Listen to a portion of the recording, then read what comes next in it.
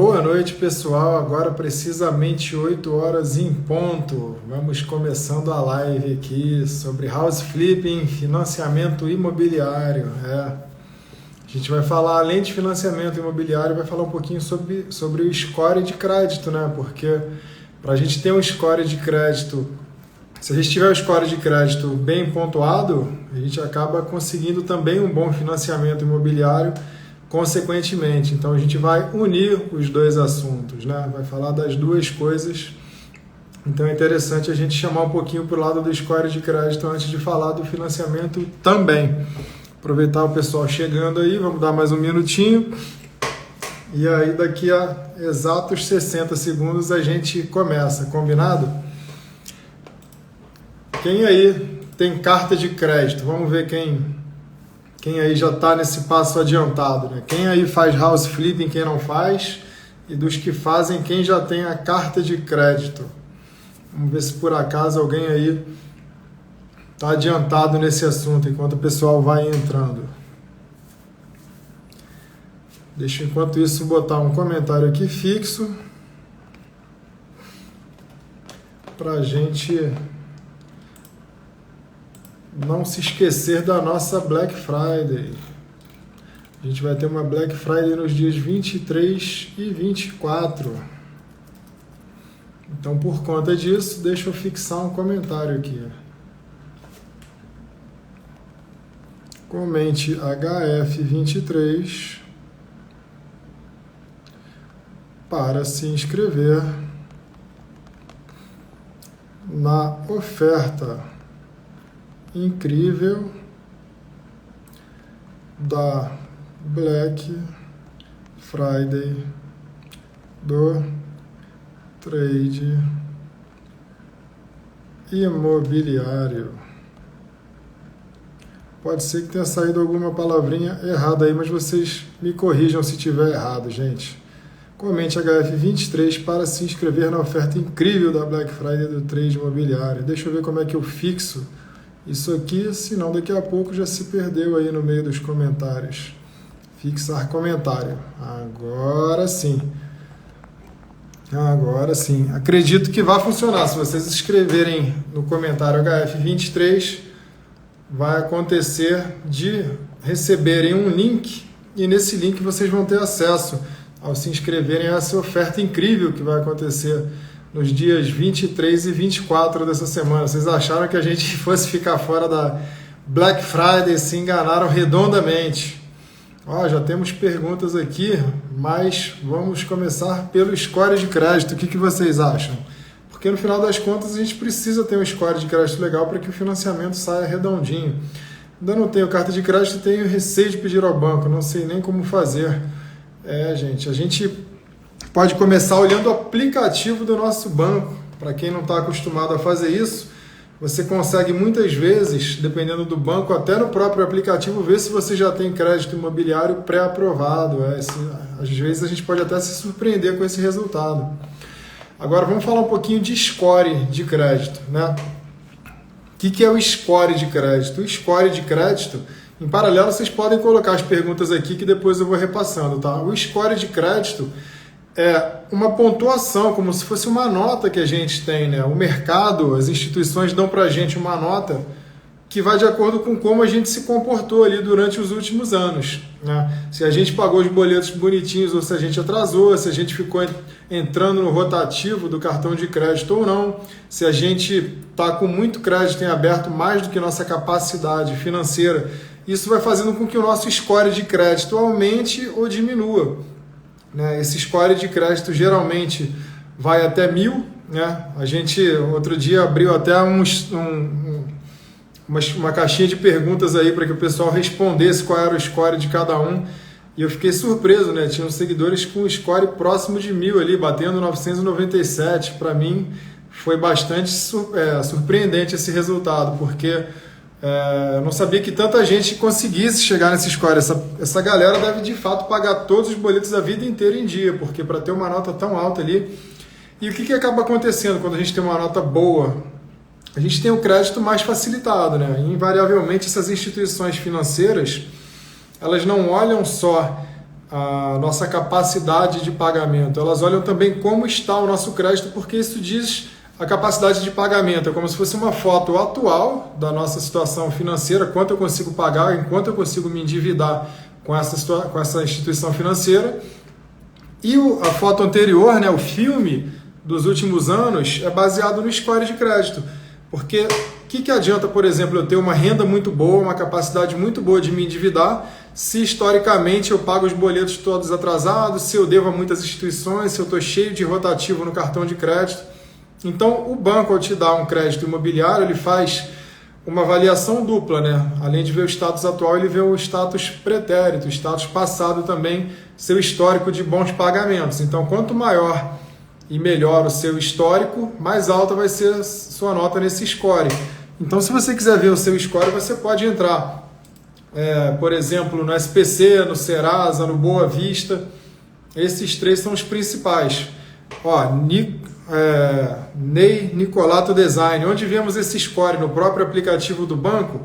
Não. Com o banco você consegue a sua foto atual, né? O banco vai te dizer qual é a sua carta de crédito baseada na sua renda, vai pedir, de repente, se você não tem uma renda muito constante, ele vai pedir o extrato do imposto de renda do ano anterior para ver quanto eles liberam para você, mas eles vão consultar ao mesmo tempo no Serasa, ó, já colocaram aqui Serasa, SPC, Boa Vista, esses três são os três maiores. Alguém conhece mais algum site, instituição de score que classifica a gente quanto a score? Então, enquanto o pessoal coloca outras instituições, eu vou falando em que pé que a gente está aqui. A gente tem uma trilhazinha que eu gostaria até de mostrar. Aqui, ó, vamos ver se aparece aí. Tem um desenhozinho bonitinho aqui, ó, na minha tela, que é onde a gente se encontra, né? Isso aqui é o início, começou a fazer house flipping. Isso aqui, ó, parabéns, imóvel vendido com lucro. Então, a gente está aqui, ó, aprovar a nossa carta de crédito junto aos bancos. E por que eu coloco nessa trilha aos bancos? Porque é interessante a gente não fazer essa consulta num banco só. Você pode tanto consultar o aplicativo do seu banco, como ir em outros onde você nem tem conta, para ver se eles te dão um crédito mais interessante, né? Você pode fazer simulações no site dessas instituições, né? E uma dica muito legal que eu costumo dar para os alunos é a seguinte: você entrou num site de um banco, colocou lá aqueles dados todos do financiamento imobiliário e aí você obteve ali automaticamente uma cotação. Claro que você consegue melhorar muito essa cotação, dada que você recebe de cara ali no site, que é uma muito por alto, que é feita ali muito básica, sem considerar muitas variáveis, como o seu perfil. Mas depois que você chegar no seu banco, mostrar a carta do site, falar: ó, Itaú, entrei no site de vocês e vocês estão me dizendo que está 10% ao ano aqui para eu pegar um empréstimo, eu consigo pegar até 500 mil, é isso mesmo? E aí o gerente vai pedir alguns documentos e vai falar: não, você consegue até 600, não é até 500 não, tem um pouquinho mais. E seu juro não é de 10% ao ano não, eu consigo para você 9,5% ao ano. Aí você já, poxa, de repente eu já consigo coisa melhor. O que você vai fazer? Você vai pegar essa carta de crédito do Itaú e vai chegar no amiguinho dele, né? No inimiguinho dele, Bradesco, no Santander, um de cada vez. Você chega no Santander e fala: olha aqui, ó, a carta que eu tenho do Itaú, melhora ou não melhora, meu amigo? Se ele conseguir uma condição melhor, e ele vai conseguir, porque ele não é bobo nem nada, ele não vai mostrar para você uma condição pior do que você já tem. Aí você pega lá no Bradesco, por exemplo, essa segunda carta de crédito. Aí você vai usar essa carta de crédito? Não, você vai no Santander com a carta de crédito do Itaú e do Bradesco e vai falar: ó, Santander, você vai fazer uma barganha entre os bancos, né? Você vai botar os bancos para brigarem. Olha como é lindo o livre mercado, que coisa maravilhosa. Você consegue fazer com que eles briguem pelo seu crédito, né? Se você tem ali a possibilidade de já ter um crédito pré-aprovado em um, é muito pouco provável que você não tenha nas outras instituições também. E eles vão querer que você faça esse crédito lá, porque ao fazer crédito, muitas das vezes você acaba abrindo conta, acaba fazendo às vezes um cartão, e eu não vejo problema nenhum em nada disso, certo? Mas aí você pode me responder assim: poxa, Ramiro, mas eu vi aí no story que você abriu ontem que o juro que eu consigo nesse financiamento bancário não é o fator mais importante. O fator mais importante que a gente tem ali é o mínimo de entrada possível. Sim, você pode barganhar as duas coisas. Você pode chegar no banco e falar: olha só, o Itaú está me oferecendo aqui 20% de entrada, você consegue 15%? Bradesco. De repente ele consegue menos entrada ainda. Você pode barganhar não só os juros, como barganhar essa questão de dar o mínimo de entrada possível, né? Por que o mínimo de entrada possível? Porque se a gente está falando de um retorno sobre um valor investido, quanto menor o valor investido, maior o nosso ROI, maior o nosso retorno sobre um investimento. Imagina ali numerador e denominador, né? O lucro daquela brincadeira toda, do investimento todo, sobre o capital investido. Quanto menor o denominador, maior o resultado dessa operação, correto? Então a gente vai tentar dar o mínimo de entrada possível. Já adiantando para vocês o dever de casa, pelo que os alunos têm feito, eu digo para vocês que hoje o Itaú é o que tem conseguido a menor entrada, tá? Ele está conseguindo 10% de entrada, enquanto os outros bancos têm liberado 15, 20. Então, hoje eu vejo o Itaú para house flipping como mais interessante. Ah, mas a Caixa está me dando menos. Ótimo, faça pela Caixa. De repente, pelo seu relacionamento ali com um determinado banco, eles conseguem uma condição ainda melhor do que essa que eu tenho visto com o Itaú. Não quer dizer que esteja escrito em pedra.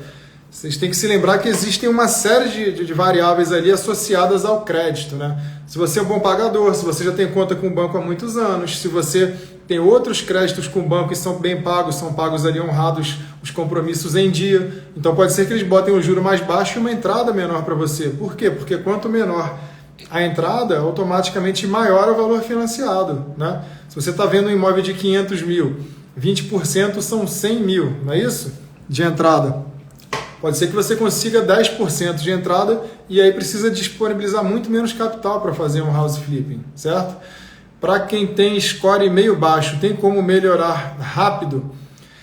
Rápido, é muito forte essa palavra, mas eu digo que se você pagar, porque quando você entra nessas... É uma excelente pergunta, aliás. Quando você entra no SPC, no Serasa, no Boa Vista, ele te dá ali algumas opções para você já melhorar o seu crédito na hora, tá? Na hora que eu digo assim, você vai quitar, vai ter um boleto e tudo mais, ele vai dizer o que tem em aberto e por que o seu crédito está prejudicado. Então você, ao fazer o que está sendo sugerido, seu crédito já melhora muito. Agora, por que ele não vai ficar excelente de uma hora para outra? Porque isso é um histórico, isso é um filme, né? Por mais que você conserte ali os últimos minutos de filme, você já tem às vezes muitos anos ali pagando tudo em atraso, pagando rotativo de cartão e tudo mais, mas o quanto antes você corrigir, melhor vai ficando. O que não é impeditivo para você pegar um crédito, certo? Há muitos casos de alunos que têm um score terrível, mas dado o relacionamento com o banco, eles pegam numa condição muito boa esse crédito, porque já tem conta lá há 15 anos, porque paga tudo em dia para esse determinado banco. Então o banco fala assim, para esse cara aqui eu dou um crédito legal. Não importa que ele tenha dívida aí em outros lugares, que ele não queira pagar o boleto ali da faculdade dele, comigo ele se comporta bonitinho, eu vou dar um crédito legal para ele.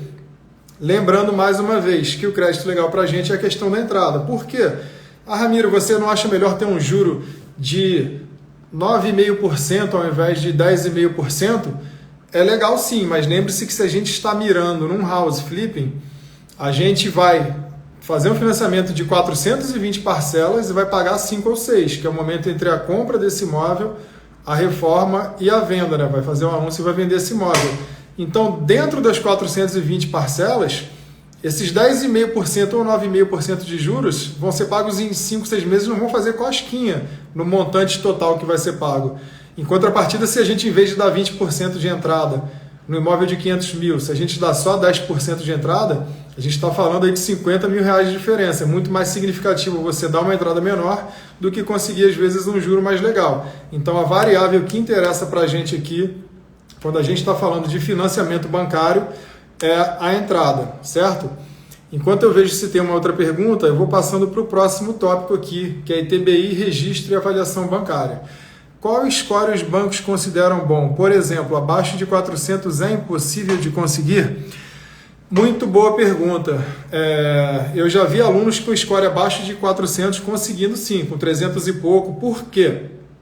Porque o aluno chegou na instituição bancária e falou, olha só, isso aqui que está deixando meu score ruim é uma faculdade aqui que eu não paguei 2 anos atrás e isso foi porque eles não me deram diploma e eu entrei numa briga com eles, isso foi parar não sei aonde. Se você tiver uma boa justificativa, convencer o banco de que aquele seu score está ruim por alguma situação específica, o banco pode acreditar na sua história. Lembre-se, são instituições privadas, tá?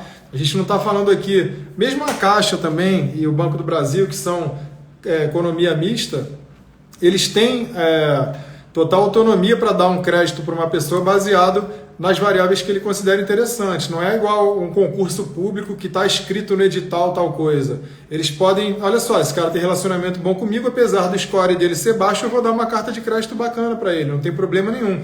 Abaixo de 400 eu já vi sim, tá? JFM Souza 14, já vi o pessoal conseguir boas cartas de crédito, inclusive mesmo com score bem ruim. Claro que quanto menor, melhor o score, melhor o seu financiamento. E por que pode ser uma variável interessante também os juros e não só a entrada? Muita gente tem feito, inclusive alguns alunos, uma modalidade de house flipping que eu tenho chamado de híbrido até a gente inventar um nome mais legal. Tudo isso é muito novo aqui, inclusive no Brasil, mas o pessoal já faz isso há muito tempo nos Estados Unidos e agora a gente está aliando um ROI, a gente está conseguindo um ROI muito interessante aliando house flipping a Airbnb, Booking.com, aluguel por temporada, certo? Então, uma das estratégias que a gente adota é pegar um imóvel para house flipping, em vez de, quando a gente calcula ali na nossa análise de viabilidade, na planilha de alerta de compra, a média dos reformados da região, a gente joga acima dessa média o valor e deixa ele ali anunciado. Por quê? Porque com a temporada, com o aluguel de Booking, Airbnb, a gente está pagando o financiamento bancário, pagando condomínio, aluguel, luz, água, tudo aquilo, e às vezes ainda sobrando dinheiro. Então, eu estou com pressa de vender? Não estou. Se a média dos reformados da região é 500, eu vou colocar ele por 550.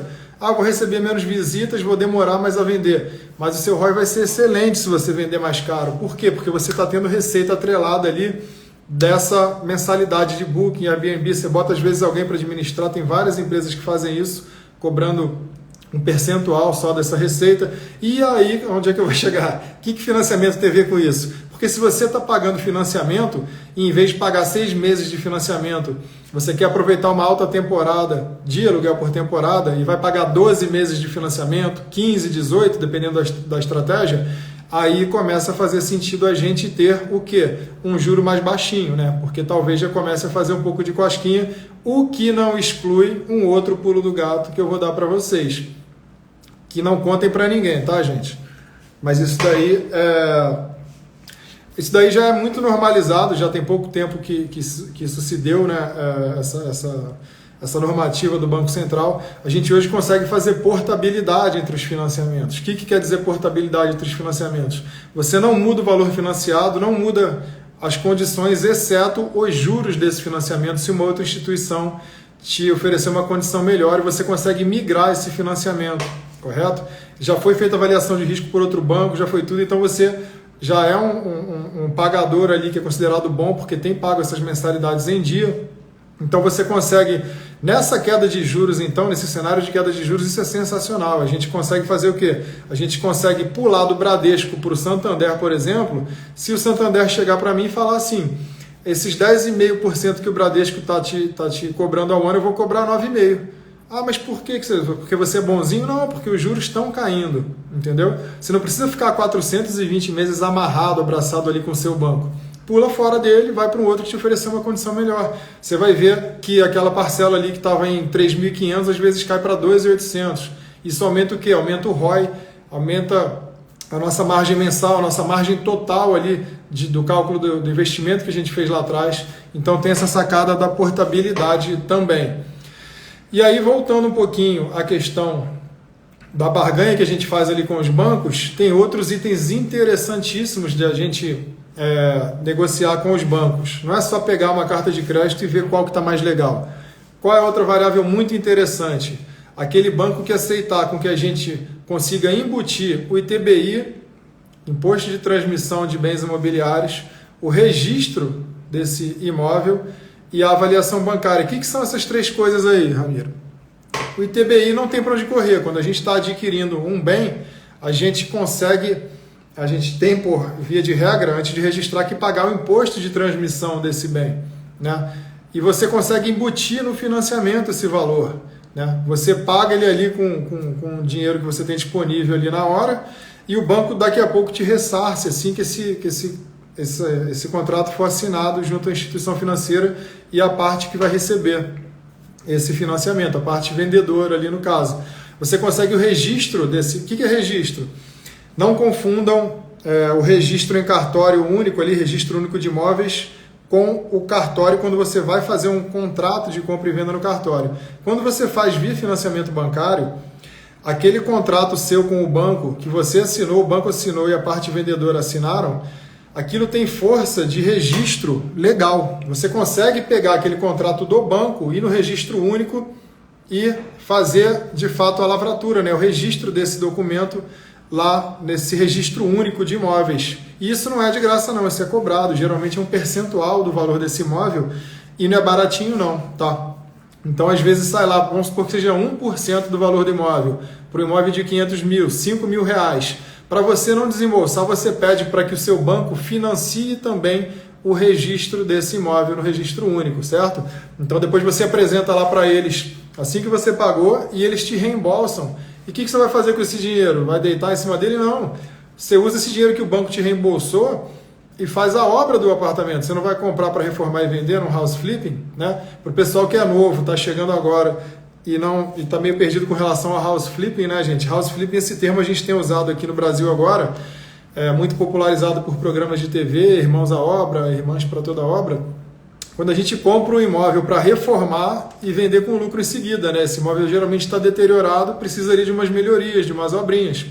Então eu vou pegar o valor do ITBI, que às vezes é 2, 3% do valor do imóvel, né? Cidades como Rio, Belo Horizonte e São Paulo chega a 3%, às vezes até mais porque eles botam o valor venal do imóvel, que é usado para base de cálculo, muito alto, certo? Então a gente pode pegar todos esses dois custos e mais a avaliação bancária. O que é avaliação bancária, Ramiro? O banco já não está me cobrando juro aí? Só que o banco, o que acontecia lá no passado? As pessoas chegavam para o banco e falavam assim: eu quero comprar aquele imóvel ali, daquele endereço ali, seu banco. O banco ia lá, levava um engenheiro para avaliar o imóvel, para ver se valia aquilo mesmo, passava pelo jurídico todo do banco, para ver se a documentação do imóvel e do vendedor estavam todas ok, e o cara chegava e falava assim: pô, brigadão aí, vou querer mais não. E aí ia lá, comprava à vista ou comprava contra o banco. Aí o banco falou: pô, tá usando o meu jurídico, tá usando o meu financeiro, tá usando o meu engenheiro para avaliar se o imóvel vale aquilo mesmo ou não para ele, né? E aí vai e fecha contra o banco, ou vai e paga à vista ali, ele já tinha o dinheiro na verdade. Aí o banco passou a cobrar o quê? A avaliação bancária, uma taxa de quando você abre esse financiamento para garantir que você não esteja ali só montando nas costas do banco, que foi feito durante muito tempo. Só que esse valor é muito negociável. O banco pode chegar tranquilamente para você e falar que essa avaliação é 2.000. Aí você fala: não, pode parar. Eu vi ali que no Santander essa avaliação é 1.500, ou no Bradesco é 1.300. Eu já vi muitos casos recentes aí de alunos em que essa avaliação bancária cai pela metade. Então, além de você barganhar essa avaliação bancária, você ainda pede para o banco embutir no financiamento, para você não ter esse desembolso ali na hora, tá? Dos três que eu falei aqui, TBI, registro e avaliação bancária, o de avaliação bancária você não chega nem a desembolsar, porque como é para o próprio banco essa tarifa, ela nem chega a te cobrar, ela joga ali no financiamento, nas parcelinhas ali. O ITBI, que é para prefeitura, imposto de transmissão municipal, e o registro, que é para o cartório, aí você tem que desembolsar, e assim que o contrato for assinado junto ao banco, o banco vai lá e bota de volta na sua conta, e você vai usar esse valor o quê? Para reforma, né? O valor que você tinha já no orçamento, na planilha de alerta de compra, que é a nossa análise de viabilidade, o valor que você tinha pensado que ia usar na reforma, talvez você nem precise despender de parte desse dinheiro, porque você conseguiu embutir no financiamento ITBI, registro e avaliação. Ou seja, uma sacada muito interessante. Anota aí para quando você chegar na fase de assinar o contrato com o banco. E o banco não fica te avisando não, tá, gente? Olha só, você não quer incluir a sua avaliação no financiamento aí? Você não quer incluir seu ITBI? Você não quer incluir o registro? Né? O banco, ele quer assumir o mínimo de risco possível nessas horas, né? Ela quer que você desembolse. Mas isso é um instrumento que é muito utilizado, de você embutir no financiamento esses custos e acabar usando esse valor ali para reforma, certo? Voltando um pouquinho no score, né, a gente, como viu, a gente conserta esse score antes de pedir a carta de crédito, né? Se for uma coisa fácil de arrumar, você arruma ali na hora. O próprio SPC e Serasa, a gente tem alunos que, inclusive, alguns estão online aqui, que recentemente nem imaginavam que tinha algum boleto atrasado lá de 2018 e era isso que estava ferrando o score deles. Aí quando se cadastrou ali no site, esses sites aí, as consultas, a maioria das consultas são gratuitas, tá, gente?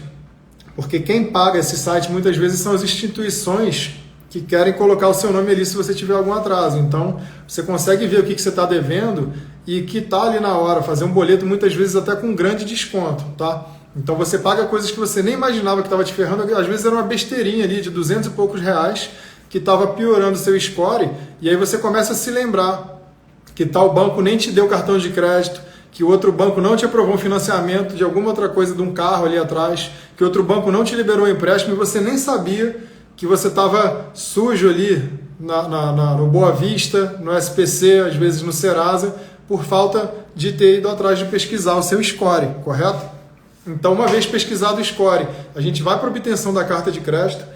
Uma vez recebida a primeira carta de crédito, você começa a barganhar entre os bancos com essa carta de crédito para ver quem te dá a melhor carta de crédito.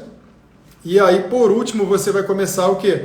De fato, a busca por imóveis e jamais sem essa carta de crédito.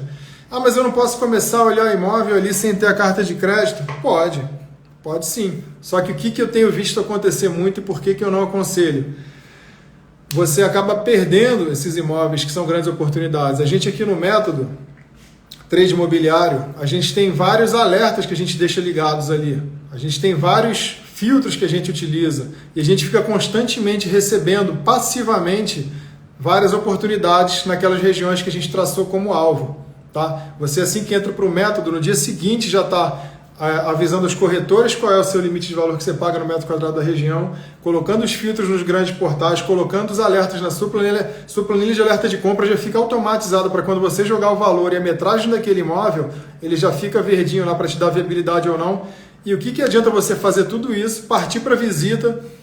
Tenho visto muito acontecer. Você chega no momento da visita no imóvel, o que acontece? Você é preterido, você fica para trás, porque já tinha outro cara que foi visitar ali o imóvel e estava com a carta de crédito na mão.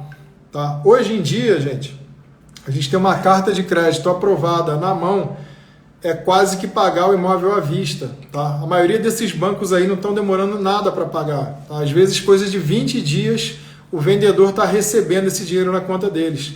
Então, se você chega na visita do imóvel, não precisa imprimir, não. Você pode dizer, eu estou aqui com isso daqui, isso aqui é o celular. Você chega lá na visita com uma carta de crédito aprovada e válida. Por que válida? A maioria dessas cartas de crédito vencem em 90 dias. Porque sua situação de score pode mudar, porque sua situação empregatícia, né? Se você está trabalhando ou não, pode mudar. O juro pode mudar. Você às vezes fecha com o juro agora e ele aumentou ou diminuiu porque a taxa Selic fica oscilando. Então, vale por 90 dias em via de regra. Você chega e mostra ali no celular no momento da visita.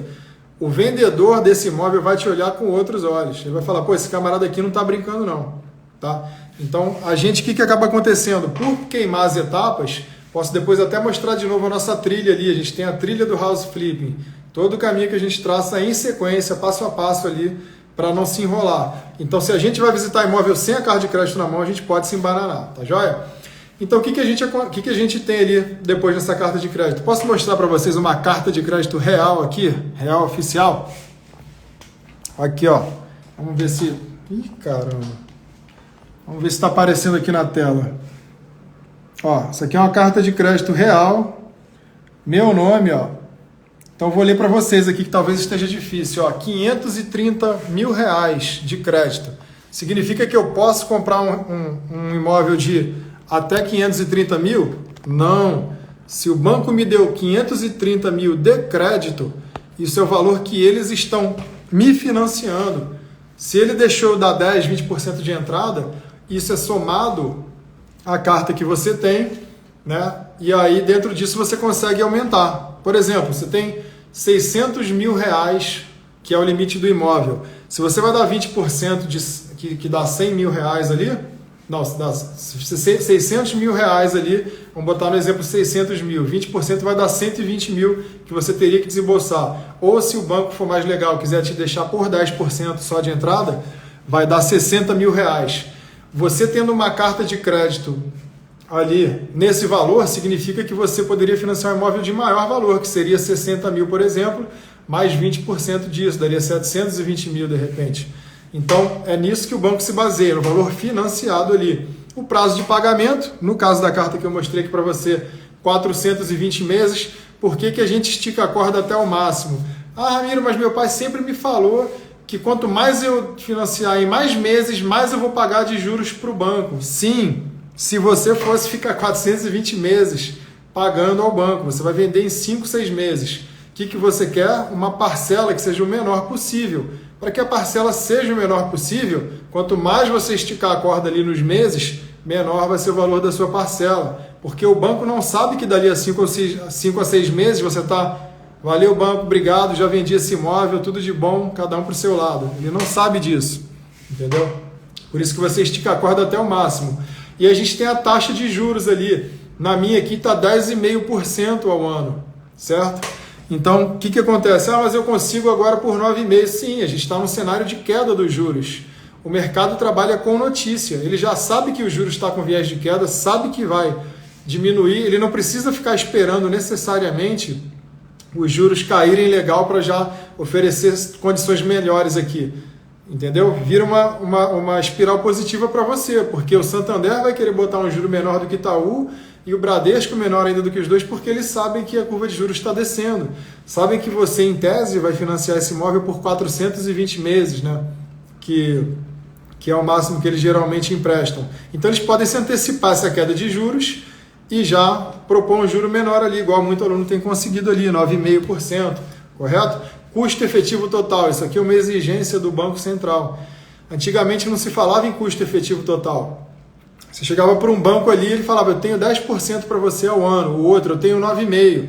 Só que o banco que estava te cobrando 9,5% botava um seguro lá no alto, botava uma taxa de administração na casa do chapéu, botava um monte de negocinho ali oculto.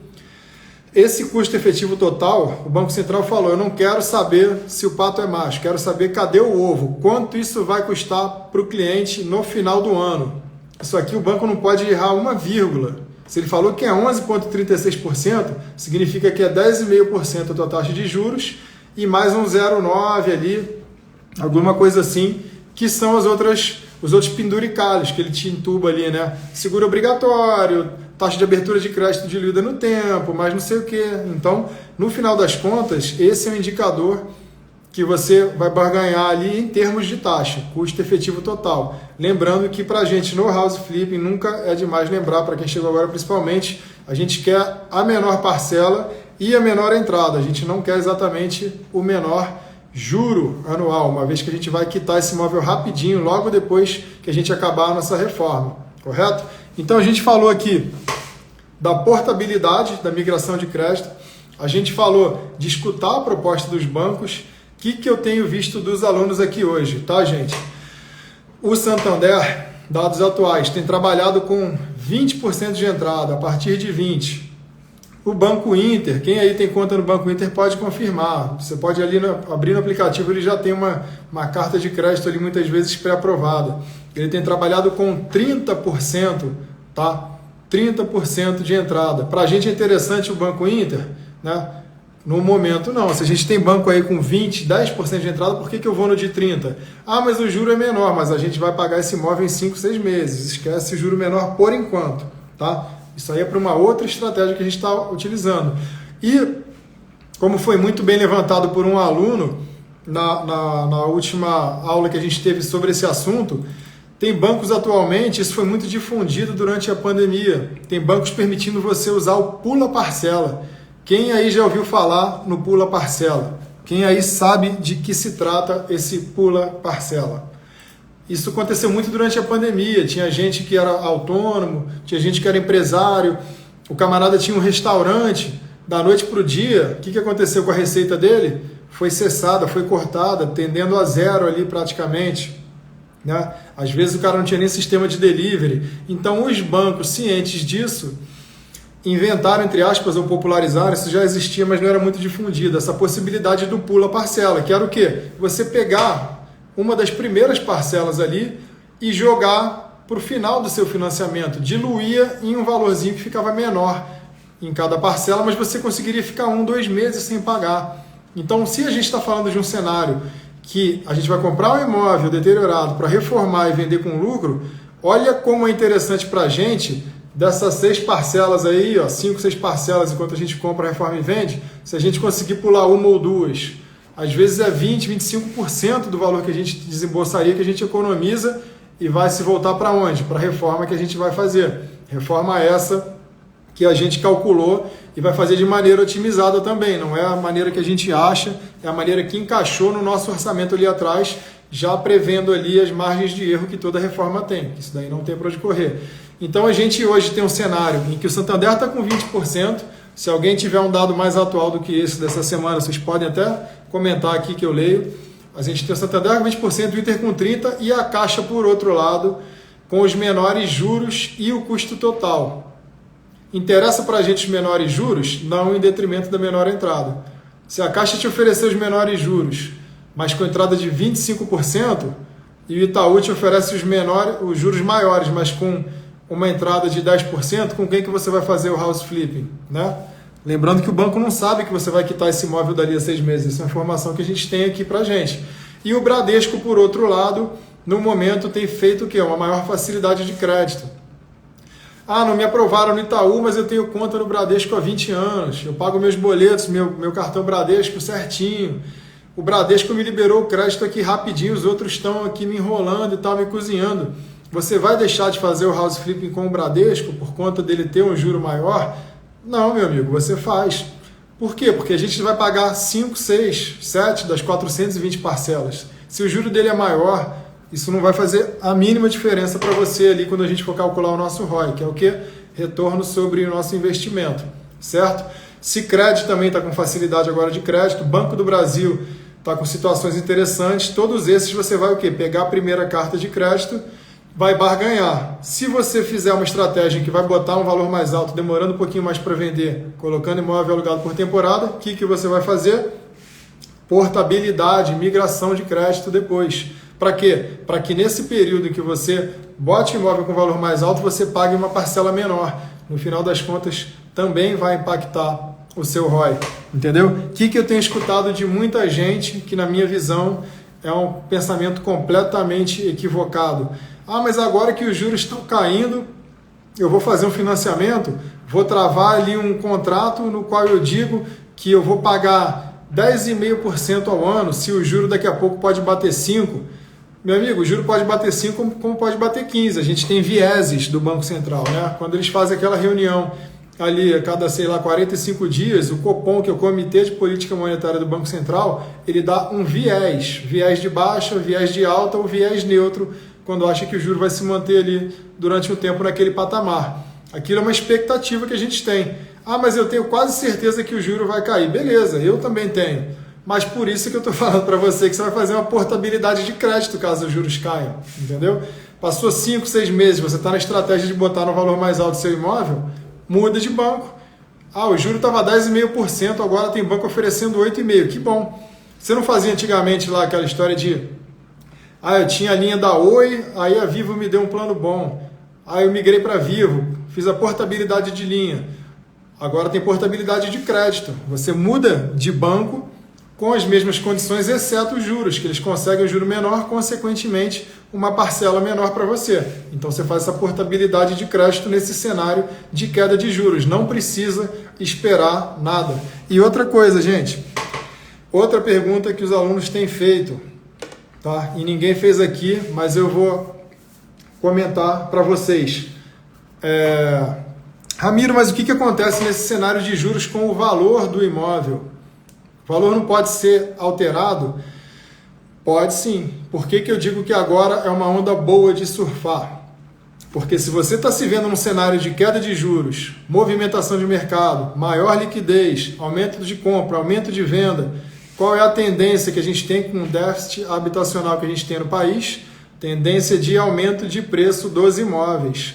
Quando é legal você fixar um valor de imóvel que seja ainda represado, o valor que em muitas cidades aí, na maioria delas, ficou estável, estático durante muito tempo, o quanto antes. Ah, vou esperar o juro cair. Você vai esperar o juro cair e vai pagar mais caro no imóvel ali na frente? Ou você vai pagar agora o valor que está represado, o valor do imóvel sobe, você faz uma portabilidade com o juro lá embaixo e ganha esse spread todo aqui, ó. Tem momento melhor do que agora para fazer um financiamento bancário e comprar um imóvel com valor represado? Entendeu? Não quer dizer que daqui a 2 anos não vai ser bom fazer house flipping, vai continuar bom. Só que você pode ganhar nas duas pontas. Pelo fato do imóvel estar reformado, você vai ganhar, e pelo fato dos imóveis estarem subindo de valor, você vai ganhar também. Você ganha duplamente aí, seu ROI vai lá no alto se você conseguir agora represar um valor ali, comprar, fixar no valor represado de imóvel, tá? Você vai acompanhar e vai ver que os preços dos imóveis, caso os juros se consolidem nessa descendente, que os valores dos imóveis vão acabar subindo sim, beleza? Então, voltando aqui ao nosso beabá, quando você manda para o banco a sua documentação, no meu último caso, tá, gente? O que acontece? Eu já fiz nesse ano aí um house flipping atrás do outro. O banco não me pede nem mais documento. Eu não sei se ele se acostumou ali a me ver pagando parcela. Geralmente ele pedia contra-cheque, movimentação dos outros cartões dos outros bancos, uma cacetada de coisa. O que o banco tem feito? O banco chega para mim e fala: quanto você quer de crédito aí, Ramiro? Antes até pedia, né? Agora ele já fica oferecendo, me ligando para ver se eu não quero. Eu preciso aí de, sei lá, 500 mil, seu banco, para comprar outro imóvel ali que está deteriorado, dando mole, dando sopa aqui pertinho de mim. Eu quero investir nele. Tá, 500 mil. Aí eu perguntei, mas fiquei quieto. Será que eles não vão esperar nem eu pagar o outro, a carta de crédito que eu tenho e aberto ali com eles? Não esperaram não, eles me liberaram 2 cartas de crédito ao mesmo tempo. 2 cartas. E lembrem-se, né, gente, do ano passado para cá eu parei de trabalhar a carteira de trabalho, estou só fazendo house flipping, não tenho carteira assinada. Então eles não têm nem noção da minha renda, não sabem. Eles sabem o quê? Que eu tenho carta de crédito em aberto, tenho financiamento vigente com eles e que eu pago bonitinho todos os meses. Isso para ele não é indício suficiente de que eu sou um bom pagador, nem devem estar consultando lá meu crédito, tá? Então chega um momento que você faz tantos créditos imobiliários e vai tendo histórico tão bom com o banco que ele deixa de te pedir esse monte de documentação, entendeu? Se eles me pedissem meu contra-cheque ali, eu ia mostrar um contra-cheque do ano passado para eles. E mesmo assim, talvez eles dessem o crédito. Por quê? Porque eu sou um bom pagador e tenho as cartas de crédito sendo honradas. E me deram 2 ao mesmo tempo. Podem dar, de repente, até uma terceira. Já vi casos aí. Por quê? Porque tem aquela regrinha que hoje eu ainda não comentei, mas estava aqui na carta para puxar, de 1/3, né? 1/3, 30% ali do valor da sua renda média mensal é o que você pode comprometer com a habitação, certo? Essa é a regra dos bancos. Como é que eu faço essa conta? Não se preocupe, o banco vai fazer. Mas eu não tenho uma renda fixa mensal, eu tenho uma renda variável mensal. Sim, o banco vai pegar, baseado às vezes na sua movimentação bancária, ele já te libera o crédito. Quando não, ele pede o extrato do imposto de renda do ano anterior e ele vai ver uma média mensal. O padrão de vida desse camarada aqui, baseado no imposto de renda dele, é 10 mil por mês, vamos colocar aí. Como ele vai saber quanto ele vai te dar de carta de crédito? Qual parcela que ele consegue ter de 1/3 dos 10 mil? 3 mil reais. Quanto eu consigo dar de crédito se ele pagar 3 mil reais durante 420 meses? Eu consigo aqui um crédito de 400 mil reais, então ele vai te dar. Essa é a conta que o banco faz, tá, gente? Ele vai ver quanto você recebe em média mensal ali, não precisa ser um valor fixo, é uma média do último ano, de repente. Quanto daria 1/3 dessa renda e essa parcela aí consegue qual financiamento? Quanto de carta de crédito? É isso que eles vão fazer para calcular. Por isso que eu bato na tecla da composição de renda. Há pouco tempo, deve ter uns 2 anos para cá, talvez um pouco mais, que é permitido você compor renda com basicamente qualquer pessoa. Então, se você mostra um imposto de renda do ano anterior ali, né, para o banco, em que sua média é 10 mil mensais, você mostra lá da sua esposa, do seu esposo, do seu pai para compor renda com você, da sua mãe, do seu primo, do seu vizinho, do seu amigo, você pode compor renda com qualquer pessoa. Se o camarada tiver uma renda parecida com a sua, menor, maior, são somados isso aí. E aí vai ser 30%, não mais dos 10 mil reais, às vezes de 15, às vezes de 20. E aí você não consegue só uma carta de 400 mil, você consegue uma de 800, entendeu? Ramiro, mas por que o cenário de queda de juros é bom? Além de tudo que eu falei, vamos lá pensar no financiamento. Não tem lá aquela tabelona com 420 meses ali que a gente pagaria, se não fosse um house flipping, se fosse um imóvel para a gente pagar ali ad eterno? Se os juros caem, o que acontece? Sua parcela fica menor. Se você tem 1/3 da sua renda para se comprometer, você consegue um juro de um valor de imóvel muito maior no longo prazo, nesses 420 meses, só pelo fato dos juros terem baixado. Porque aqueles 10 mil reais que você recebe em média mensal são os mesmos, os 3 mil por mês que você vai pagar são os mesmos, só que agora eles correspondem à parcela de um valor de um imóvel muito maior, porque os juros baixaram. Entendeu? A mesma coisa valeria, se em vez de 420 meses, de uma hora para outra a regra mudasse, você pudesse pagar em 600 meses. Entendeu? Você conseguiria também comprometer sua parcela de renda com um imóvel de valor muito maior. Então eu bato muito nessa tecla da composição de renda. Tá? Seu pai, sua mãe, meu pai é funcionário público, tem um crédito excelente, tem um score muito bom e ele tem uma renda aqui para comprovar. Vai no seu pai, vai na sua mãe, faz uma composição de renda com eles ali, para que você consiga alcançar um imóvel de valor muito maior, ou de repente um imóvel que você não teve uma carta de crédito aprovada, mas só pelo fato de você somar o seu crédito com o do pai, da mãe, do esposo, da esposa, do amigo, ao somar duas rendas, você, pelos motivos que eu já expus aqui, conseguir aí sim aprovar um crédito, quando antes o banco de repente não te daria sozinho, né? Porque ele soma o seu risco com o da outra pessoa e vê, poxa, se por um lado esse camarada aqui tem uma probabilidade de não me pagar, somado com a renda do outro que está compondo o crédito com ele, comprando esse imóvel, dividindo o risco com ele, aí sim eu posso dar um crédito para esse pessoal aqui, não mais para ele sozinho, mas sim para esses dois juntos, para esses três juntos às vezes, compondo ali essa renda, correto?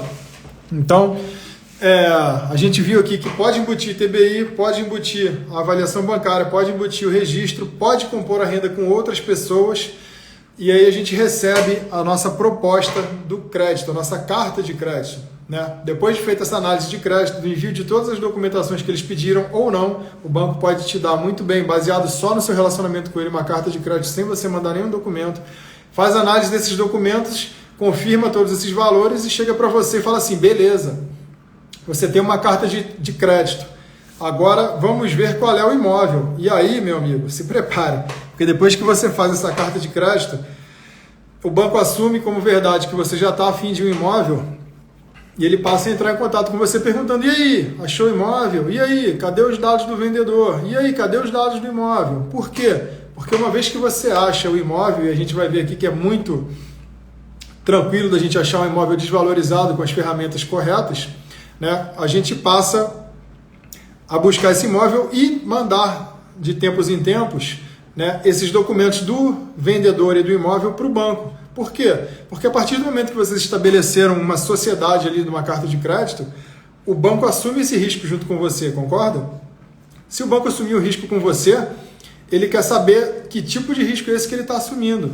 Porque o que pode vir a acontecer se o banco não vier a tomar essas precauções? Esse dono desse imóvel que você quer comprar, ele pode ter uma empresa que ele tomou um processo trabalhista, uma empresa que ele não fechou direito, ele pode ter um sócio numa empresa que já teve processo em cima dele, pode ir em cima do CNPJ e aí não achando nada no CNPJ, pode ir em cima dos imóveis que esse camarada já teve, entendeu?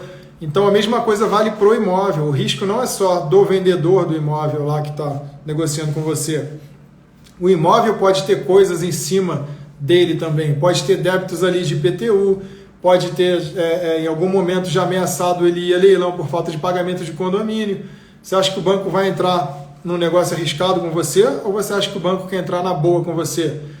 E da mesma forma, se você não tiver conhecimento jurídico, o banco é um excelente filtro. Por quê? Porque ele vai dizer para você, através dessa avaliação bancária, se o imóvel vale aquele valor mesmo, né? E se tiver mais barato, melhor para os dois, porque diminui o risco para o banco. A gente geralmente vai nos desvalorizados para house flip, obviamente. Se o vendedor não tem problema nenhum jurídico que possa recair em cima do imóvel, olha só, imagina se você fosse comprar esse imóvel à vista, né? E assumir esse risco sozinho. Ainda bem que tem uma equipe jurídica do banco ali por trás ajudando. Por isso que nessa enquete que eu coloquei nas histórias ali, eu perguntei, será que o banco é nosso inimigo mesmo? Ou será que a gente consegue usar o banco em nosso favor nessas situações? Não é isso? E ele vai dizer se aquele imóvel está numa condição legal. Legal nos dois sentidos. Legal de bacana, né? Mandou o engenheiro ir lá ver para ver se não tem nada caindo, nada estrutural problemático. e legal juridicamente, de acordo com a lei. Se não tem nada que recaia ou possa vir a recair sobre o imóvel, em termos de condomínio atrasado, IPTU atrasado, alguma dívida, algum funcionário de uma empresa que o cara, dono do imóvel, já teve, que possa vir em cima do imóvel cobrar processo trabalhista. Como é que você vai imaginar isso se você não tiver esse conhecimento jurídico? Já que o banco entrou junto com você, estabeleceu essa sociedade, você automaticamente ganhou o melhor sócio do mundo ali em termos de risco. Porque você acha que o banco entra para perder? Você acha que o banco vai fazer uma sociedade com você para daqui a pouco ter ação trabalhista em cima do imóvel e ele ter o risco de perder esse imóvel junto contigo? Imagina só. Então, meus amigos, ainda que você tenha o dinheiro para dar à vista no imóvel, considere a possibilidade de fazer um financiamento, porque você pega o melhor sócio do mundo para você, o banco. Ele vai ter certeza que esse imóvel não vai desabar, que a estrutura foi vista por um engenheiro, que esse imóvel não vai ter débito de IPTU, não vai ter débito de condomínio, não vai ter ação trabalhista do dono indo em cima do... Olha só quantas empresas, imagina esse dono tem 10 empresas. O imóvel que você vai comprar tem um dono, esse dono tem 10 empresas. Você sabe ler o balanço das empresas para avaliar se elas estão com saúde financeira? Você sabe ver se há processos em cima dessa empresa que possam recair sobre os bens do proprietário da empresa, consequentemente do imóvel? Matou a pau. Você conseguiu, ao mesmo tempo, resolver uma série de questões financeiras, jurídicas e de risco através dessa sociedade que você se estabeleceu com o banco. Beleza? Embutiu ali TBI, avaliação, registro, taca tudo para longo prazo. As parcelas estão altas ali, os juros estão caindo? Beleza. Portabilidade bancária. Ah, mas o banco não quer me dar 600 mil que eu estou pedindo, quer me dar 400, 300. Compõe a renda. Esposa, amigo, qualquer pessoa pode compor a renda com você. Um colega, um sócio aí que você quer fazer um house flipping junto com um camarada. Hoje veio uma pergunta ali para mim no inbox que é muito interessante. O camarada perguntou assim, pô, mas eu não tenho dinheiro nenhum, não tenho crédito nenhum, mas eu tenho um amigo aí que tem. Como é que eu faço? Eu falo, pô, você faz o house flipping e o cara entra com o dinheiro. Você compõe a renda ali com ele, vai entrar o nome dos dois no contrato, você faz o trabalho todo. O camarada vai lá, só bota ali o valor, o quê? Da entrada que você tem que dar, da reforma que não tem para onde correr, porque o imóvel desvalorizado, às vezes até tem, né? Se você achar um imóvel desvalorizado por outros motivos que não a reforma, porque a gente tem mania de achar que o imóvel está desvalorizado porque ele está todo arrebentado, está deteriorado, porque o dono não tem dinheiro para reformar esse imóvel. Muitas vezes é verdade. Só que lembra bem, e se o cara tiver num processo de divórcio ali e tem que levantar um dinheiro para pagar ali o divórcio, ou a mulher tem que vender esse imóvel porque ela vai mudar para o exterior com a empresa ali, precisa comprar uma casa lá em Portugal. Ou se de repente o cara está todo endividado ali, está devendo a Deus e o mundo, e a mãe do cara está no hospital, a mãe da mulher está não sei onde. O imóvel pode estar reformado ali. Às vezes ele só precisa de uma tinta e botar para vender ali. Por que o imóvel vai estar deteriorado em todos os casos? Às vezes você não precisa nem do valor da reforma. Tá? Dos meus 3 house flippings desse ano, o primeiro eu nem pintei o imóvel, para você ter uma ideia. Era um desembaraço lá do inventário, e aí um dos participantes estava com um problema gravíssimo de saúde, teve que vender da noite para o dia o imóvel, e eu já estava aqui com a carta de crédito ali na mão, malandro que sou, né? Sou ou não sou usuário assíduo da minha trilha da metodologia aí do trade imobiliário. Só vou visitar imóvel ou com a carta de crédito na mão ou com algum sócio que vá comprar o imóvel ali à vista ou alguma coisa assim. O que eu fiz? Cheguei e falei, meu amigo, tem uma carta de crédito aqui, a gente assim que entregar os seus documentos e os documentos do imóvel, não vai dar nem 20 dias úteis, o dinheiro vai estar ali na sua conta, não dá nem um mês. Aí a mulher, mas é mesmo, mas é tal. Eu falei, olha só, para demonstrar boa fé, eu vou te dar um sinal maior aqui. Eu vou te dar um sinal, geralmente o mercado às vezes ele estava trabalhando com 5%, eu falei, vou te dar 15% de sinal. Porque eu vi que a pessoa estava de boa fé, a pessoa queria vender o imóvel, estava numa situação emergencial de saúde, em vez de dar 5%, 10%, eu dei 15%. Por que você deu 15%, Ramiro? Você é maluco? Porque o banco tinha me dado uma carta de crédito na qual eu ia ter que dar 20% de qualquer forma de entrada. Eu podia dar até 20% para a senhorinha lá que estava vendendo imóvel.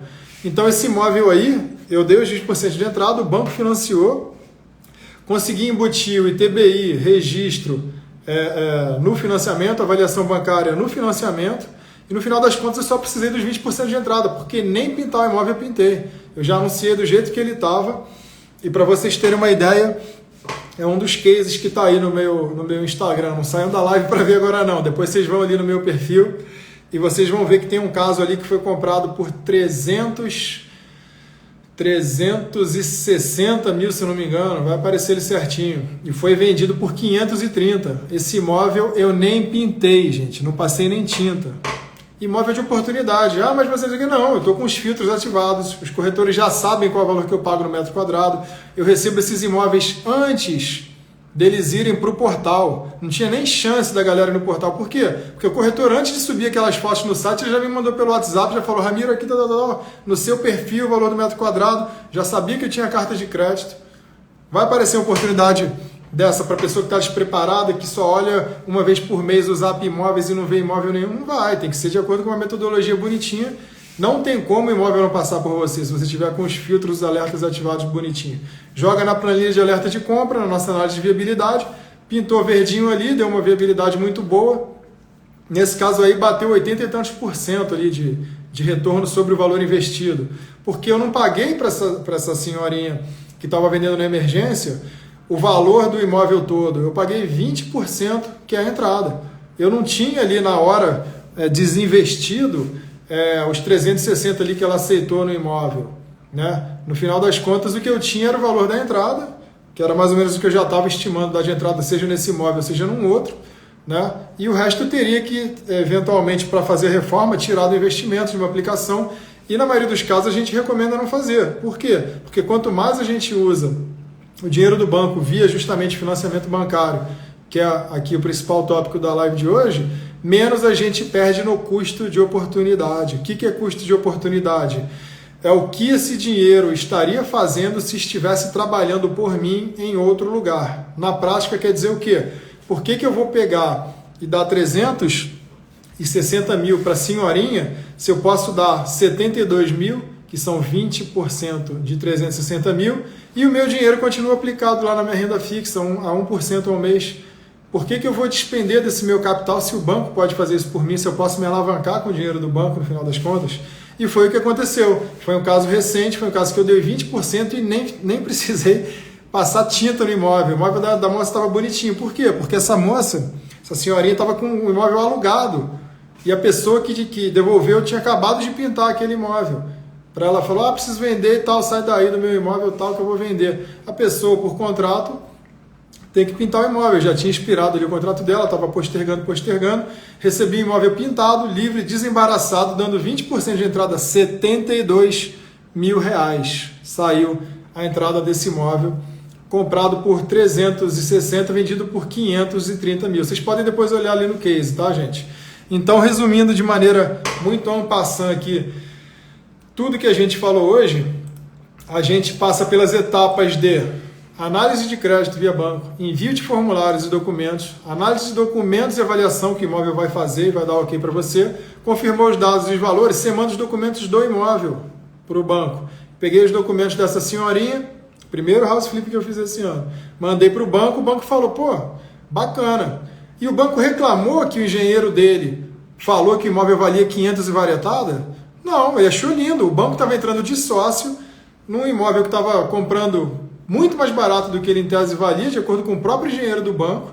Estava emprestando para mim, que tenho um bom relacionamento com o banco, vivo pagando as coisas, não atraso o cartão, estou com o score alto. Por que o banco não ia entrar de sócio comigo nessa brincadeira, gente? Tinha a menor possibilidade? Então, o banco recebeu os documentos da senhorinha, recebeu os documentos do imóvel, tudo livre, desembaraçado. Se não tivesse tudo ok, o que faria? Está devendo IPTU de 2 anos atrás que a senhorinha esqueceu de pagar. Você pode eventualmente quitar esse IPTU por ela, depois desconta ali na entrada que você vai dar para ela, e aí o banco te dá um ok para quê? Para você quitar o IPTU que estava ali pendente, livre e desimpedido. O condomínio emite para você uma carta dizendo que você não deve condomínio, no caso a proprietária, o banco recebe essa carta e depois de uns dias você registra o contrato assinado ali pelo vendedor lá no registro único de imóveis da sua cidade, né? Paga o ITBI. Nesse caso o banco ainda reembolsou o ITBI, porque eu pedi para financiar, reembolsou o valor desse registro, reembolsou a taxa de avaliação de crédito, pegou o dinheiro ali que a senhorinha vendeu o imóvel e transferiu para essa senhorinha. Tudo lindo, eu fico pagando o quê? As parcelas ali do financiamento, enquanto eu reformo e vendo? Não, enquanto eu vendo, porque nesse caso nem reforma teve. O imóvel estava bonitinho ali, estava alugado, foi um caso que eu acabei de contar. Ah, mas nos outros casos eu vou precisar fazer uma reforma no imóvel. Sim, em alguns outros casos você vai precisar fazer uma reforma no imóvel, mas não necessariamente com dinheiro seu. Por que você não compõe renda com alguém? Ah, estou com um amigo aí que está com dinheiro na renda fixa, essa renda fixa está dando para ele 6% em 6 meses, ele está achando lindo. Você chega para ele e fala assim, amigo, vamos lá, vou aqui começar a filtrar os imóveis, botar na análise de viabilidade, vamos pegar uma carta de crédito no nosso nome aí, a gente compõe a renda juntos, você entra com o valor da reforma, a gente financia o ITBI, a gente financia a avaliação bancária, a gente financia o registro único desse imóvel, né, a taxa de registro desse imóvel, e você paga a reforma. E eu entro com o quê? Que eu sou bonitão, não entro com R$1? Não, pelo contrário, eu entro com todo o trabalho. Que, na minha opinião, é a parte mais nobre disso tudo, né? O cara está com dinheiro na renda fixa 6%. Você mostra um projeto onde a possibilidade de ganho é a partir de 30%, ali em 5, 6, 7 meses. Você acha que o cara não vai querer tirar o dinheiro dele da renda fixa para entrar contigo nessa? Entendeu? Se você não tem a carta de crédito, não tem o valor dessa reforma, se associe a algum amigo que ele entre com você. Não precisa necessariamente esperar. Tá? Para o pessoal que entrou agora e não viu que está fixado, quem colocar HF23 aí vai receber essa oferta da Black Friday, tá? Nos dias 23 e 24, hoje é dia 20, tá joia? E a gente está aceitando também sugestões de tema para a live de amanhã e para a live de depois de amanhã. Se você quiser colocar aí, fala como é que você encontra aí esses imóveis de oportunidade. Digita aí uma sugestão que as mais votadas a gente vai votar aí, desculpa, as mais votadas a gente vai ranquear para que seja falado amanhã, terça-feira, e depois na quarta-feira. Eu estou todo enrolado com as datas porque aqui no Rio de Janeiro hoje é feriado, e aí eu fico com a sensação de que é domingo. Tem outras cidades aí que são feriado também. Ramiro Solidariedade, obrigado, gente. Que bom que vocês estão gostando. E aí, deixa aí sua sugestão para a live de amanhã depois. Então, a gente recebeu a liberação dessa carta de crédito do banco, mostrou lá para o vendedor que ele vai receber aquilo muito rápido, que não vai ter aprovação de crédito, não vai ter morosidade nenhuma. E é para ele a mesma coisa praticamente do que receber à vista.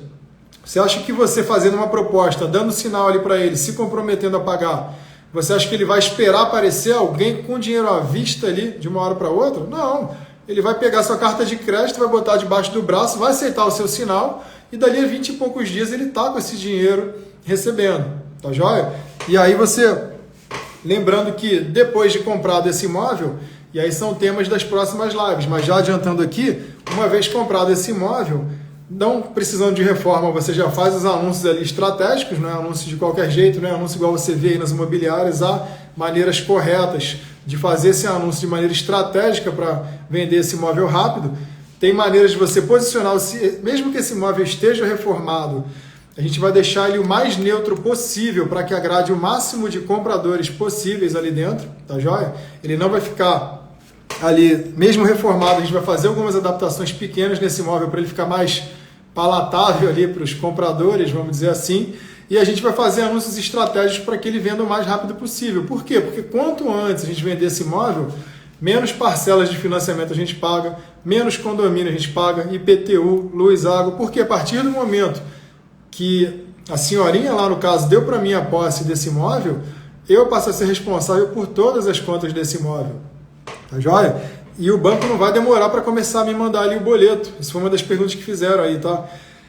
Hoje em dia, para você pagar até menos ali nos custos totais desse financiamento, você consegue botar ele em débito automático.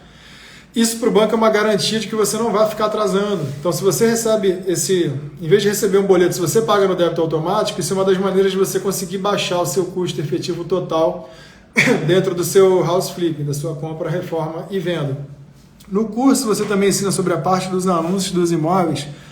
Sem dúvida, a gente mostrou aqui uma trilhazinha que eu posso até mostrar de novo. Essa trilha faz parte do nosso método e foi uma das imagens que eu liberei aqui na aula de hoje. Foi a imagem da nossa trilha. Deixa eu mostrar aqui para vocês. Ó. Isso aqui mostra o foguetinho, momento da compra do imóvel, onde a gente vai passar, ó, até o momento da venda desse imóvel. Então a gente está aqui, ó, obtenção da carta de crédito, mapear os imóveis de oportunidade. Depois, lá no final, a gente vai fazer um anúncio estratégico para esse imóvel e botar ele bonitinho, palatável para os compradores. Tá joia? Essa trilha que vocês estão vendo aqui, com poucos quadradinhos, que parece um banco imobiliário, ela se divide num passo a passo que tem 53 ações, para você não esquecer de nada e nem pular etapas. Essas ações são todas com atividades sucessoras, predecessoras, ou seja, você não pode passar por uma determinada etapa se não tiver feito aquela antes, das quais elas são interdependentes. Essas atividades estão todas coligadas, tá joia? E isso a gente tem também, a gente ensina como faz os anúncios, a gente ensina como posiciona o imóvel de maneira estratégica nesses anúncios, ensina como faz as adaptações desse imóvel para que ele fique mais atraente. O método só funciona no Brasil? Não, meu amigo, esse método aqui, inclusive a gente chama de house flipping porque ele veio com esse nome, né? Isso já se faz há muito tempo, tá, gente? Para vocês entenderem. Depois, se vocês puderem dar um pulo ali no site tradeimobiliario.com.br, vocês vão ver o vídeo no qual eu explico que desde 2019, pelo menos, que eu já venho fazendo essas transações imobiliárias de compra, reforma e venda, e esse nome House Flipping ficou popularizado com os programas de TV, tipo Irmãos à Obra, Irmãs para Toda a Obra. Só que não é bem assim que a banda toca, né? Lá eles abrem envelopinho bonitinho, tem proposta, tem não sei o quê. E aqui no Brasil não é bem assim. Eu já faço isso há muito tempo, antes a gente chamava de compra, reforma e venda. E agora esse nome House Flipping está se popularizando. Mas ó, Estados Unidos, México, Colômbia, Portugal, em vários lugares tem gente fazendo. O que tem que fazer são adaptações. Porque nesses outros países, por exemplo, o ITBI, que é o Imposto de Transmissão, tem outro nome, as taxas são diferentes, o acesso ao crédito é muito mais barato na maioria desses países. O México até exatamente é um dos poucos que tem o financiamento um pouco mais complicado que aqui no Brasil, mas ele funciona em muitos países, não só aqui no Brasil. Inclusive esse nome foi importado, apesar do método ser 100% nacional e aplicável aqui ao nosso país. Agora eu vou responder as perguntas, tá, gente? Já falei sobre financiamento e as perguntas podem ser tanto sobre financiamento quanto sobre house flipping em geral, tá joia? Eu comprava apartamentos no leilão e reformava, isso 20 anos atrás. Bom caminho. Anderson, se você entende de leilão, meu amigo, e sabe comprar imóveis em leilão, saiba que leilão e house flipping exponencializa os ganhos. Por quê? Porque você consegue comprar o imóvel muito mais barato até do que, às vezes, nesses anúncios em que a gente consegue se antecipar a eles e comprar o imóvel deteriorado, ou por briga de família, ou por endividamento do proprietário, emergência médica. Se você consegue comprar esse imóvel no leilão, tem uma estratégia excelente. Por que que eu, Ramiro Delgado, procuro esses imóveis antes deles irem a leilão, né? Antes do camarada ter o imóvel leiloado? Porque eu gosto de escolher a localização. No leilão, às vezes, você tem ali as localizações e você dá o lance. Eu não, eu miro num bairro, miro numa rua, sei que ele tem liquidez, já sei as médias dos reformados da região, já tenho os números todos na cabeça e é ali que eu procuro. E sempre vai ter alguém precisando vender na emergência nesse bairro que eu estou procurando. Mas a estratégia de leilão é excelente. Quem entende de leilão, ó, ninguém solta a mão de ninguém. Leilão junto com house flipping, beleza? Para ter acesso à planilha de viabilidade e como é preencher. Paulo, a planilha de viabilidade a gente chama aqui no método de planilha de alerta de compra. A gente bota ali a área útil do imóvel, bota a média dos reformados da região que a gente calculou, bota o valor pelo qual esse imóvel está anunciado, e essa planilha, para quem mexe com análise de viabilidade financeira em empresa, é o tal do go ou no go, né? O vai ou não vai. Ele te dá assim, ó, esse imóvel aqui nessas condições deu sinal de compra. Esse aqui não, esse aqui teria que fazer uma reforma que não cabe no nosso orçamento. Então, em resposta, essa planilha de alerta de compra do nosso método, os alunos têm acesso, tá? Não é uma planilha que eu mando para todo mundo, não. Até porque não adianta mandar, tem que aprender a mexer nessa planilha, né? Então, a gente tem umas aulas nas quais a gente ensina a mexer nessa planilha especificamente. Tenho algum benefício por ainda não possuir imóvel em meu nome? Se eu fizer meu primeiro house flip? Essa pergunta aqui é muito boa, gente. Porque isso aqui, inclusive eu, não tenho vergonha nenhuma de falar. eu já me lasquei lá atrás até escrever esse método aqui. Já errei bastante, já dei murro em ponta de faca, e mesmo assim todos os house flips que eu fiz deram certo, para você ver como é que o investimento em imóvel é bom, tá? Mas eu não sabia das isenções a que eu teria direito, né? Em muitos municípios, há leis que dizem que se é o seu primeiro imóvel, você não paga o registro desse imóvel, tá? Muitas vezes você consegue se enquadrar em regras do Sistema Nacional de Habitação para pagar um juro muito menor, tá joia? Impostos, você tem isenção de impostos, principalmente do imposto de renda, dependendo se você vender o imóvel até 440 mil, se é o único imóvel no seu nome, tem uma série de isenções ali, utilização do FGTS também, tudo isso está bem detalhadinho no nosso curso, no nosso passo a passo, no nosso guia. E aí, se você quer receber em condições muito especiais, você escreve aqui HF23, que você consegue se inscrever para Black Friday. Sabe quando vai ter uma outra promoção dessa, meus amigos? Não sei, talvez nem na Black Friday do ano que vem, porque realmente eu dei uma pirada aqui, vou entregar muita coisa nessa Black Friday. Vamos ver aqui se tem mais alguma pergunta. Seu método deve ser bom, pois consegui imóvel antes do leilão, sempre através de indicação de um advogado. Então, Anderson, agora imagina se em vez da indicação do advogado, se você consegue esses imóveis, se você cria alerta com os corretores da região, você estabeleceu uma região-alvo. Vamos supor aqui, eu moro no Flamengo, aqui no Rio de Janeiro, e o meu alvo é em Copacabana atualmente, porque eu faço uma estratégia híbrida de house flipping, concatenada com um imóvel por temporada, tá? Isso aí eu passo para a próxima aula. Mas aí meu imóvel-alvo é em Copacabana, eu estou procurando ali perto do metrô Arco Verde, que é um dos metrôs ali de Copacabana. Eu aviso a todas as imobiliárias e corretores da região que eu pago X no metro quadrado. Todo mundo ali, quando aparecer um imóvel, eles vão mandar para você as fotos antes de subirem no portal, para ver se você quer. E é aí que moram as grandes oportunidades, tá legal? Você vai ver os condomínios mais interessantes, vai deixar o telefone com o síndico, vai deixar com o porteiro. A maioria dos imóveis que eu acho de oportunidade, que os meus alunos têm achado de oportunidade, a grande maioria não é imóvel que fica dando mole no portal, não. Não é imóvel que fica dando mole no Zap, no Viva Real, não, tá bom? Ainda que haja, às vezes ali, fica 2, 3 dias e some. Esses imóveis somem dali num pulo. Por quê? Porque realmente estão muito abaixo do preço, né? Deixa eu ver se tem mais alguma pergunta que eu tenha pulado aqui.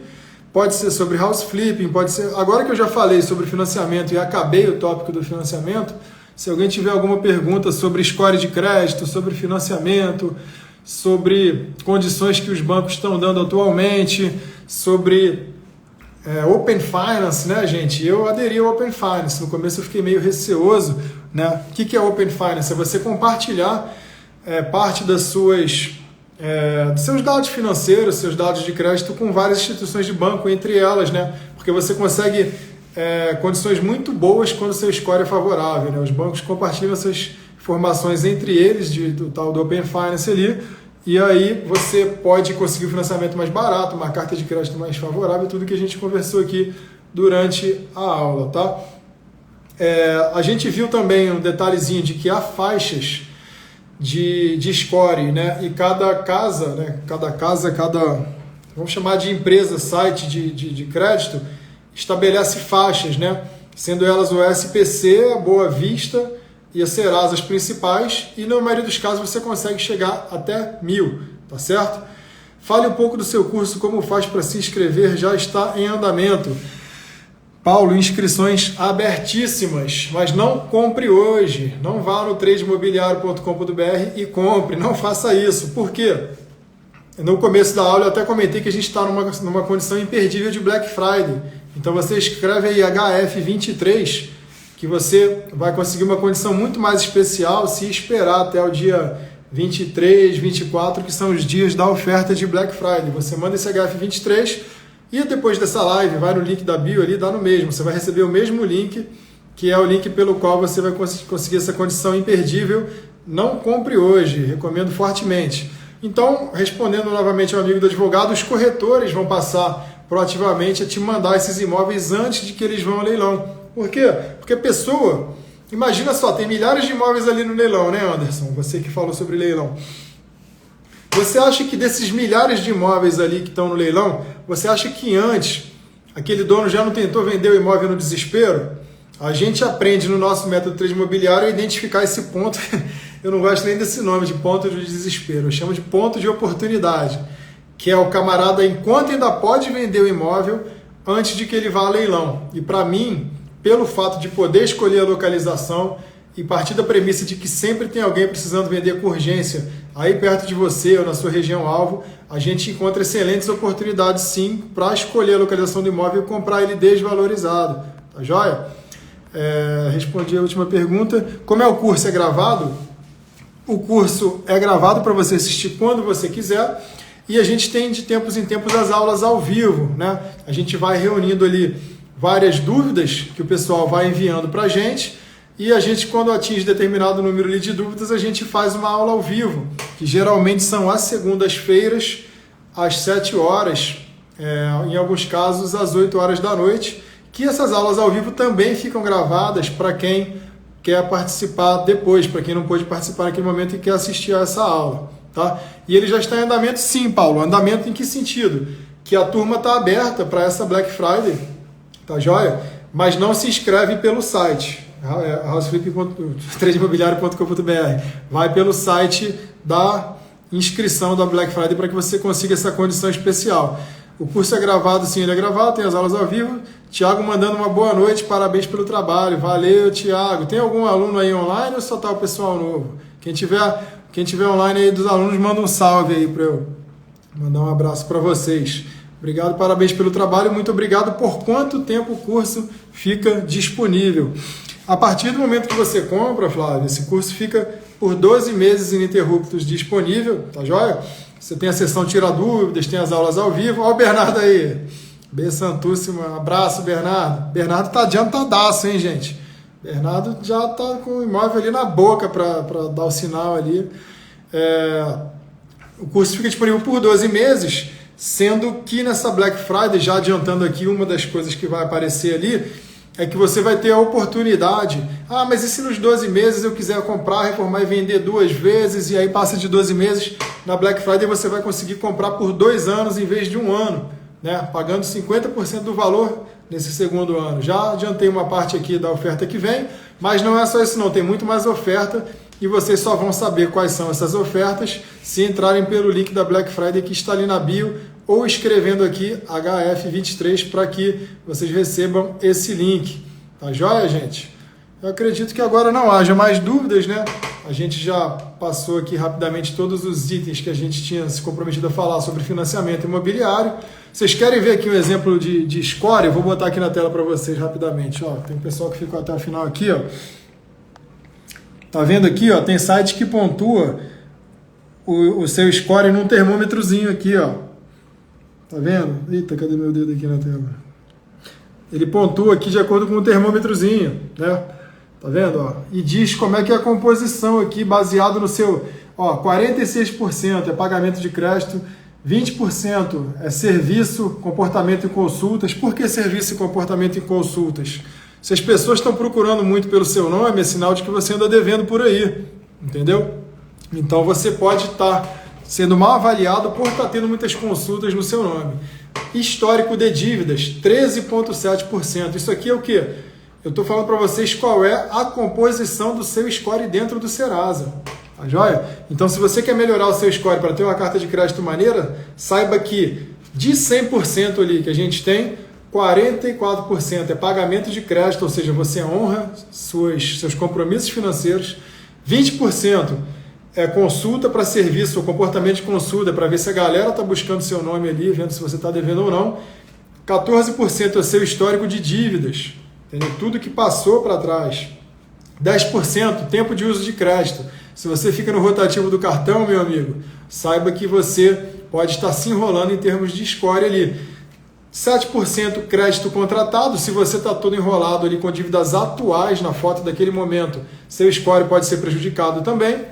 E 5,5% no pagamento de dívidas. Essa é a composição total do Serasa. Cada um tem um critério de score, tá, gente? Se vocês saírem do Serasa Score e forem ali para o Boa Vista, forem ali para o SPC, pode ser que eles tenham outros critérios. Lembrando que nada disso é impeditivo. A gente deu um exemplo hoje de alunos que estão com um score de 300, 400, 500, de 1.000, né? Como se você tivesse tirado 3, 4, 5 na prova, e ainda assim conseguem esse crédito bancário dado o quê? O bom relacionamento que eles têm com as instituições bancárias com as quais eles têm conta ali, né?